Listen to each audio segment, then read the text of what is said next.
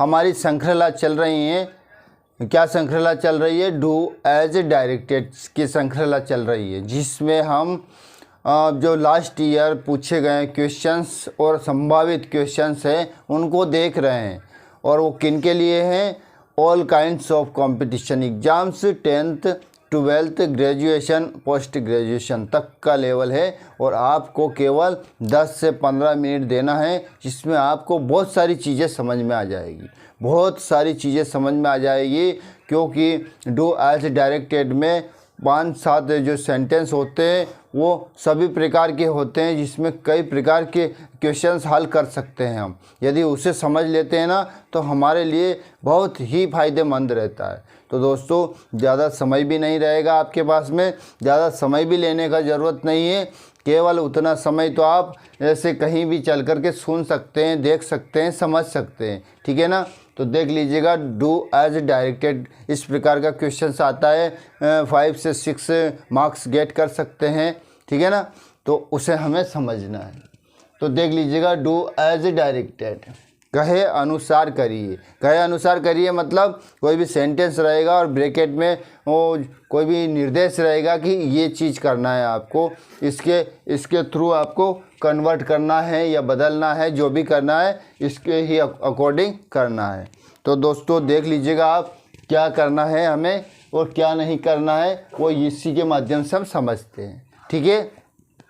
स्वभाव रखना है, स्वभाव रखना है तो दीपक की तरह रखो, जो एक राजा के महल में भी उतनी ही रोशनी देता है जितनी एक गरीब की झोंपड़ी में।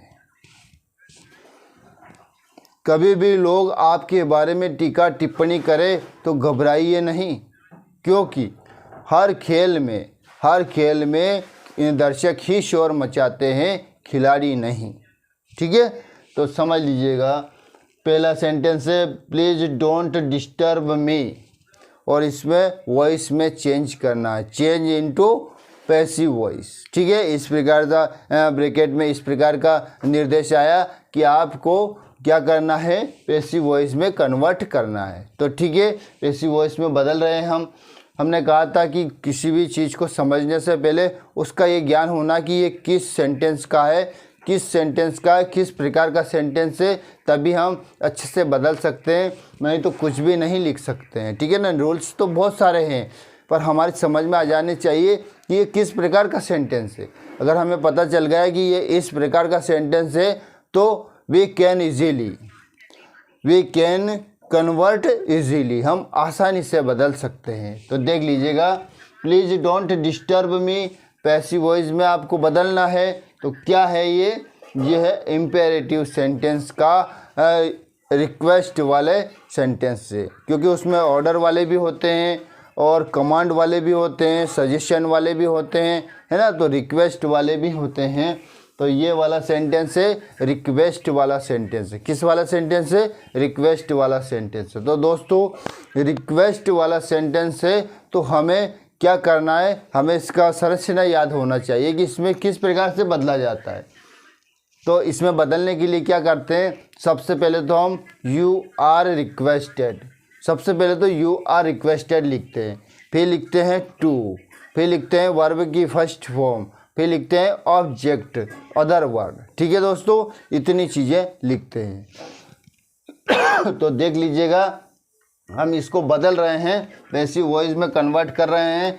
तो क्या करेंगे, सबसे पहले तो हमें ये प्लीज़ को हटाना है, ठीक है ना। सबसे पहले तो इसको ही हटाना है, तो उसको हटा दिया हमने और वहाँ की जगह लिखा अपन ने you are requested, you are requested. अब यहाँ देखिए, आप इतना सा ध्यान रखना कि ये डोंट है, नॉट है इसमें, तो यू आर रिक्वेस्टेड नॉट पहले आ जाएगा और टू बाद में आएगा, ये याद रखना है आपको। You are requested not to disturb, बाकी तो ऐसा का वैसा ही, डिस्टर्ब मी, ये हमने बदल दिया, ये हमें 1 मार्क्स प्राप्त हो गए। अब ज़रूरी नहीं कि यही आए, इससे रिलेटेड हज़ारों कोई सा भी आए, इससे रिलेटेड कोई सा भी आए, नो प्रॉब्लम। हमको तो पता है कि यू आर रिक्वेस्टेड लिखना है, प्लस टू लगाना है प्लस वर्ब की फर्स्ट फॉर्म लिखना है, बाकी जो भी ऑब्जेक्ट अदर वर्ड जो भी हैं वो लिखना है। तो ठीक है, ये एक वाक्य नहीं समझा हमने, हजारों वाक्य समझ लिए। काइंडली या प्लीज़ वाले कितने भी प्रकार के वाक्य आ जाए हमें बदलने में ज़रा सा भी टाइम नहीं लगेगा। तो दोस्तों ये जो वे वाक्य एक दो वाक्य नहीं है, इतना नहीं है कि खाली 5 सेंटेंस पढ़ लिया हमने, 5 नहीं, अब ये हज़ारों सेंटेंस पढ़ लिया हमने। अगर प्लीज़ काइंडली वाला कोई सा भी आए, किसी भी प्रकार का आए, please help me, please open the door, जो भी आए ना सभी को कर सकते हैं, क्योंकि हमको स्ट्रक्चर समझ में आ गया है कि किस प्रकार से हमको बदलना होता है। ठीक है, तो अगर नोट वाले ना आए, प्लीज़ हेल्प मी आए, तो ये ऐसे नोट ये इधर उधर नहीं करना है। प्लीज़ हेल्प मी, तो यू आर रिक्वेस्टेड टू, देख लीजिएगा, you are requested to help me. ठीक है, कुछ भी नहीं है, वो तो नोट आया तो टू के पहले आ गया, बाकी नोट नहीं आता तो टू प्लस जो भी वर्ब की फर्स्ट फॉर्म वगैरह लिखते हैं हम। ठीक है, तो समझ में आ गया ना, पहला वाक्य ही नहीं समझा हमने, हजारों वाक्य समझ लिए हमने। इम्पेरेटिव सेंटेंस का ये रिक्वेस्ट वाले हजारों सेंटेंस समझ लिए हमने एक वाक्य के माध्यम से। अब सेकंड सेंटेंस देख लीजिएगा, he says to me do you play football. ये क्या है, इसको इनडायरेक्ट स्पीच में क्या करना है, कन्वर्ट करना है। तो दोस्तों ये कुछ चीज़ें हैं जो बेसिक चीज़ें हमने पहले ही पढ़ा चुका हूँ, क्योंकि बेसिक चीज़ें हमें याद हैं तो ही हम कर सकते हैं, पर फिर भी हम आउटलाइन बता रहा हूँ कि इसमें दो स्पीच होते हैं। क्या होते हैं दो, एक तो होता है रिपोर्टिंग स्पीच और एक होता है रिपोर्टेड स्पीच। जो इन्वर्टेड कॉमा के बाहर होता है वो होता है रिपोर्टिंग स्पीच, और जो इन्वर्टेड कॉमा के अंदर होता है वो होता है रिपोर्टेड स्पीच। और इसमें जो वर्ब प्रयुक्त हुई है, रिपोर्टिंग वर्ब प्रयुक्त हुई है, और इसमें जो वर्ब प्रयुक्त हुई है वो रिपोर्टेड वर्ब प्रयुक्त हुई है। ठीक है दोस्तों, अब आते हैं अपन कैसे बदलेंगे हम इसको। ये तो समझ में आ गए ना, पहला सेंटेंस देख लीजिएगा, ही सेज टू यू, तो इसमें सब्जेक्ट है, वर्ब है और ऑब्जेक्ट है। तो सबसे पहले तो ये देख लीजिएगा, ये यदि सिंपल प्रेजेंट में है, रिपोर्टिंग स्पीच सिंपल प्रेजेंट में है, तो इस रिपोर्टेड स्पीच के वाक्य टेंस में कोई बदलाव नहीं होगा केवल प्रोनाउन बदलेंगे, और बस प्रोनाउन बदलेंगे, और जो इंट्रोगेटिव मार्क है, इंट्रोगेटिव सेंटेंस है, तो वो असर्टिव में बदल दिया जाएगा। तो देख लीजिएगा सबसे पहले, और से आस्क से आएगा, और सेड रहेगा तो आस्क्ड रहेगा, ये चीज़ याद रखना है। तो सबसे पहले हमने लिखा ही आस्क, क्यों से तो आस्क्स, ठीक है ना, ही आस्क्स यू,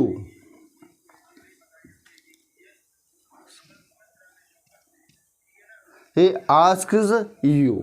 ठीक है, अब हमने क्या, कोऑर्डिनेटिंग वर्ड इन्वर्टेड कॉमा के जो हटते हैं, और इफ़ आएगा, क्या आएगा, इफ़ आएगा। दोस्तों इफ़ या वेदर रहता है कोऑर्डिनेटिंग वर्ड, तो क्या आएगा, इफ़ आएगा। ठीक है, और फिर ये इंट्रोगेटिव जो संरचना है, स्ट्रक्चर है, वो असर्टिव में बदल दी जाएगी। तो ये सेकंड पर्सन है, और नियम बताया था ना हमने, सन के अकॉर्डिंग चेंज करते हैं 1 2 3। तो यदि फर्स्ट पर्सन है तो सब्जेक्ट के हिसाब से, सेकंड पर्सन है तो ऑब्जेक्ट के हिसाब से। तो ये सेकंड पर्सन है, ऑब्जेक्ट के हिसाब से बदलेंगे हम, तो ऑब्जेक्ट में भी वही है। तो क्या सब्जेक्ट लिखा हमने, यू लिख दिया, फिर वापस से यू ही आएगा ना, यू लिखा, और ये सिंपल प्रेजेंट का है तो सिंपल प्रेजेंट का ही रहेगा। ये इंट्रोगेटिव में तो अफर्मेटिव में जाए, सब्जेक्ट प्लस वर्ब की first form plus S plus object. Verb की फर्स्ट फॉर्म में एस किस में आता है, ही शी इट नेम, सिंगुलर यदि होगा तो वर्ब में एस आएगा, ये तो याद है ना आपको। और आई वी यू दे रहेगा तो केवल वर्ब की फर्स्ट फॉर्म ही रहेगी। तो यू प्ले फुटबॉल। और जो इंट्रोगेटिव मार्क है, इंट्रोगेटिव जो वाक्य था वो हो गया असर्टिव में, तो फुल स्टॉप आ गया। ठीक है दोस्तों, समझ में आ गया। सेकंड सेंटेंस इसमें स्पीच में बदलना था, तो स्पीच में बदलना तो ये रिपोर्टिंग स्पीच सिंपल प्रेजेंट मतलब प्रेजेंट या फ्यूचर का था, तो इसलिए टेंस में कोई बदलाव नहीं हुआ, प्रोनाउन बदले हमने, बाकी वैसा का वैसा ही लिखा। और ये इंट्रोगेटिव में था तो असर्टिव में हो गया। ठीक है, अब आगे देखिए, सेंटेंस नंबर 3 पे आते हैं। He said to me have you taken tea. He said to me have you taken tea, ये बदलना, ये भी इनडायरेक्ट स्पीच में बदलना। ये इसलिए लिखा दोस्तों क्योंकि ये था तो टेंस में बदलाव नहीं हुआ ना, तो हमको थोड़ा कम समझ में आया होगा। तो हमने क्या किया कि एक वाक्य और इसका ले लिया ताकि आपको टेंस बदलने में कभी आए तो बदलने में दिक्कत नहीं आएगा। यदि सिंपल प्रेजेंट में आया तो फिर तो नहीं बदला, ये तो समझ में आ गया, पर यदि पास्ट में यदि आया तो क्या क्या बदलाव होंगे ये और आपको देखना है। इसलिए हमने एक सेंटेंस और मिला दिया है ताकि इसके माध्यम से सभी हजारों वाक्य हम सीख सकते हैं। इसके माध्यम से भी सीख सकते हैं और इसके माध्यम से भी सीख सकते हैं, ठीक है ना। तो देख लीजिएगा, he said to me, subject verb और ऑब्जेक्ट है, तो से, सेज और सेड है, तो से की जगह टेल आएगा, आस्क आएगा, और सेज की जगह आस्क्स आएगा, और सेड की जगह आस्क्ड आएगा। तो देख लीजिएगा, ही आस्क्ड मी, और कोऑर्डिनेटिंग वर्ड ये इन्वर्टेड कॉमा हटेगा, और कोऑर्डिनेटिंग वर्ड इफ़ या वेदर लिखेंगे, तो इफ़ लिखा। और अब क्या कहा हमने कि हम ये इंट्रोगेटिव है तो असर्टिव में बदलेंगे, पर वाक्य टेंस बदलेगा। ये प्रेजेंट परफेक्ट का है, तो यदि प्रेजेंट परफेक्ट का वाक्य है, प्रेजेंट परफेक्ट का है, तो क्या पास्ट परफेक्ट में बदल दिया जाएगा, ठीक है। तो पास्ट परफेक्ट का फॉर्मूला याद है हमको, subject plus head plus verb की थर्ड फॉर्म प्लस ऑब्जेक्ट। तो देख लीजिएगा, सब्जेक्ट है, सब्जेक्ट बदलना है, सेकंड पर्सन है, तो किसके हिसाब से बदलेंगे, ऑब्जेक्ट के हिसाब से। ये क्या है, ऑब्जेक्ट है, ये सब्जेक्ट है, वर्ब है, और ये ऑब्जेक्ट है, तो ऑब्जेक्ट के हिसाब से बदलेंगे। तो क्या लिखेंगे यहाँ दोस्तों, आई।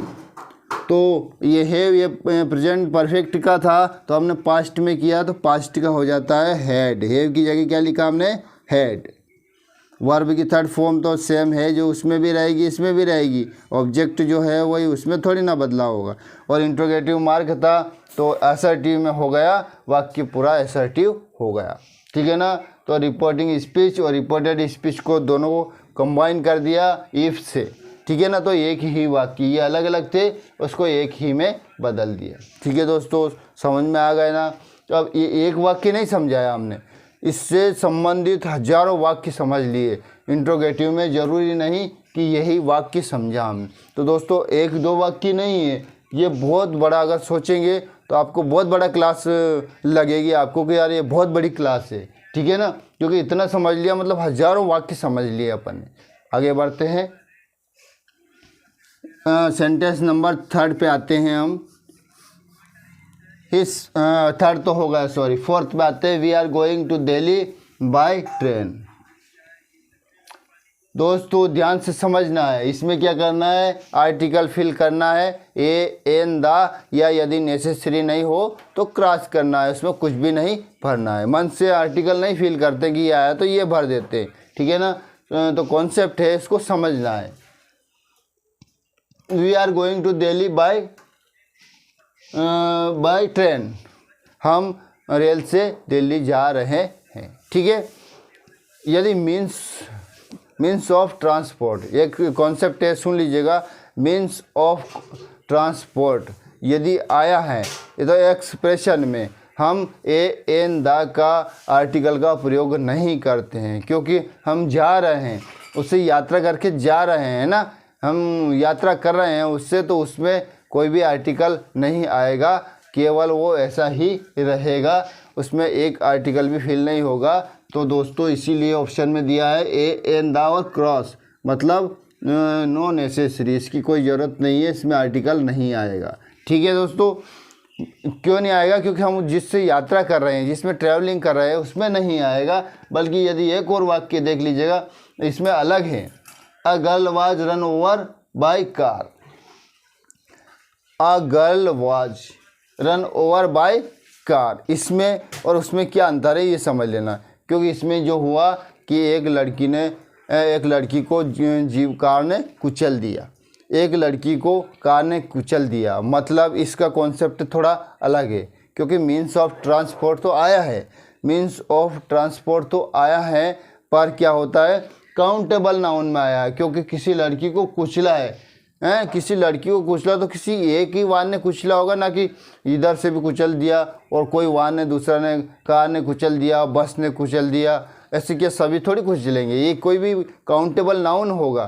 तो इसमें दोस्तों देख लीजिएगा, इसमें जो काउंटेबल नाउन का यूज़ हुआ है तो हमें इसमें आर्टिकल फिल करना है, तो आकार आएगा, क्या आएगा, आकार आएगा, ठीक है। इसमें आर्टिकल नहीं, आर्टिकल आएगा और इसमें नहीं आएगा क्योंकि हम ट्रैवलिंग कर रहे हैं, हम ट्रैवलिंग कर रहे हैं, यात्रा कर रहे हैं, तो इसमें नहीं आएगा।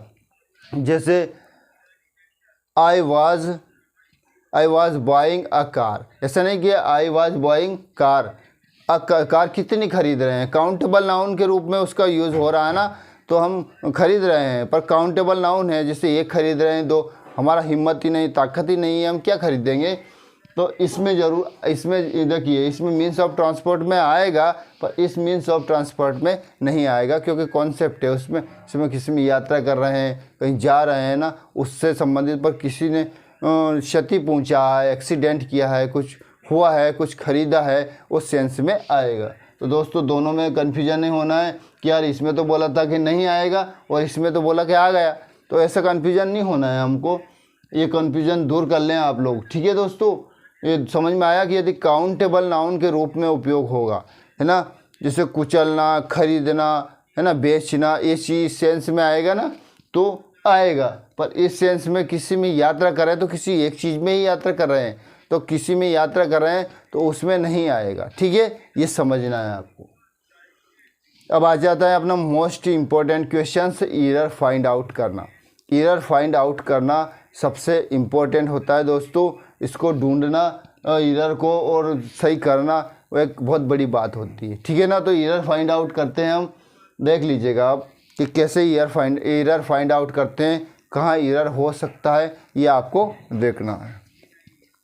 Neither India nor Pakistan have at acquired the capability produce nuclear weapons. ना तो भारत, ठीक है ना, ना ही पाकिस्तान ने, ना तो भारत और ना ही पाकिस्तान ने परमाणु हथियार बनाने का मतलब उत्पादन करने की क्षमता हासिल की है, कि ना तो भारत ने हासिल किए और ना ही पाकिस्तान ने हासिल की। क्या नहीं किए, परमाणु हथियार, जो न्यूक्लियर वेपन्स होते हैं ना, वो परमाणु हथियार होते हैं, बम वगैरह, वो दोनों ने कैपेसिटी मतलब कैपेबिलिटी हासिल नहीं किया है इसमें, ये बनाने में। तो दोस्तों देख लीजिएगा, हम तो चलो अर्थ पे नहीं जा रहे हैं, हम तो इसको समझ रहे हैं कि इसमें एरर कहाँ हो सकता है। एरर देख रहे हैं हम, ना कि कोई अर्थ देख रहे हैं, वो तो बताया हमने। नाइदर इंडिया, ठीक है ना, नॉर पाकिस्तान, तो ये पाकिस्तान समझ में आया, नॉर के बाद पाकिस्तान आया, सिंगुलर नाउन आया, ठीक है ना। सिंगुलर कोई भी चीज़ आई ना, तो उसमें हमने यहाँ कर रखा प्लूरल वर्ब का यूज़ कर रखा। तो दोस्तों प्लूरल वर्ब का यूज़ नहीं होगा, क्योंकि यदि सिंगुलर सब्जेक्ट है तो सिंगुलर वर्ब का प्रयोग होगा, क्योंकि दोनों के बारे में कैसे कि ना तो ये ना वो, तो किसी एक के बारे में बताया ना कि वो भी नहीं और ये भी नहीं। तो नॉर के बाद, यदि नॉर के बाद में सिंगुलर सब्जेक्ट होगा ना, तो हमको प्लूरल वर्ब नहीं करनी पड़ेगी, हमको सिंगुलर करनी पड़ेगी। तो हैव की जगह हम क्या लिख सकते हैं, हैज़ लिख सकते हैं, ठीक है दोस्तों। ये एरर फाइंड आउट कर लिया, अपना इसमें था, किसमें, पार्ट नंबर 2 में था, पार्ट 1 में था अपना एरर था, पार्ट 1 में तो है नहीं, पार्ट 2 में एरर था अपना, ये पार्ट 2 है ना, इसमें एरर था। तो दोस्तों समझ में आया। तो इसमें देखो कितना बड़ा सेंटेंस है, केवल एरर दिया था हमें वर्ब से रिलेटेड एरर था इसमें, ठीक है ना, कोई ज़्यादा बड़ी बात भी नहीं है, बाकी कंप्लीट है। प्रोड्यूस न्यूक्लियर वेपन्स वगैरह सब सेकंड सेंटेंस पे आ जाते हैं। You and I has non each other for the last 6 year. तुम और मैं, या मैं और आप, ठीक है ना, मैं और आप पिछले 6 सालों से, लास्ट 6 ईयर, तो पिछले से 6 सालों से क्या हम परिचित है, एक दूसरे से परिचित है हम 6 साल से, है ना। क्या होता है, एक दूसरे से 6 साल से जानते हैं हम एक दूसरे को।